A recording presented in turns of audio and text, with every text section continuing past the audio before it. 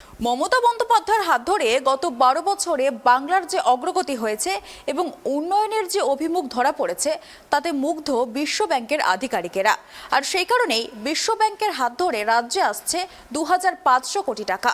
সবথেকে চমকে দেওয়ার বিষয়, বিশ্ব ব্যাংকের ঋণ পেতে হলে আবেদন জানাতে হয়। তবে এবারই প্রথম একেবারে ব্যতিক্রমীভাবে বাংলার শিল্প সম্ভাবনা খতিয়ে দেখে এই বিপুল পরিমাণ অর্থ বরাদ্দ করতে নিজে থেকেই আগ্রহ প্রকাশ করেছে বিশ্ব ব্যাংক।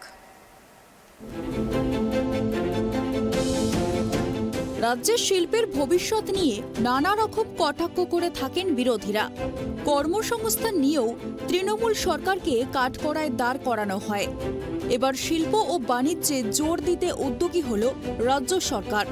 শুধু পরিকল্পনাই নয়, তা বাস্তবায়িত করার জন্য অর্থেরও ব্যবস্থা করছে রাজ্য। নবান্ন সূত্রে খবর, বিশ্ব ব্যাংক থেকে 2500 কোটি ঋণ নিচ্ছে রাজ্য, যা দিয়ে ঢেলে সাজানো হবে রাজ্যের পরিকাঠামো। মূলত সড়ক, রেল ও জলপথের মাধ্যমে পণ্য পরিবহন ব্যবস্থাকে আরও মজবুত এবং উন্নত করার লক্ষ্যেই এই উদ্যোগ বলে জানা গিয়েছে। এর ফলে বাড়বে কর্মসংস্থানও। শুক্রবার বিশ্ব ব্যাংকের প্রতিনিধির সঙ্গে নবান্নে বৈঠকও সেরে ফেলেছেন মুখ্য সচিব হরিকৃষ্ণ দ্বিবেদী। পরিকাঠামো এভাবে ঢেলে সাজানো হলে রপ্তানি বাড়বে, এমনটাই মনে করছে প্রশাসনিক মহল।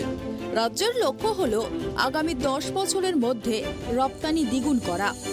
শুক্রবারের বৈঠকে উপস্থিত ছিলেন রাজ্য সরকারের আন্তর্জাতিক বাণিজ্য ও পরিকাঠামো কাউন্সিলের প্রধান সঞ্জয় বুধিয়া, বিশ্ব ব্যাংক, একাধিক রপ্তানি সংস্থা ও বণিক সভার প্রতিনিধিরা।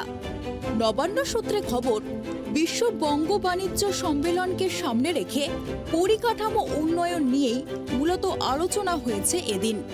যেসব জায়গায় শিল্পের সম্ভাবনা উজ্জ্বল, সেখানে রাস্তা ও অন্যান্য পরিকাঠামো নির্মাণ করা হবে বলে আলোচনা হয়েছে।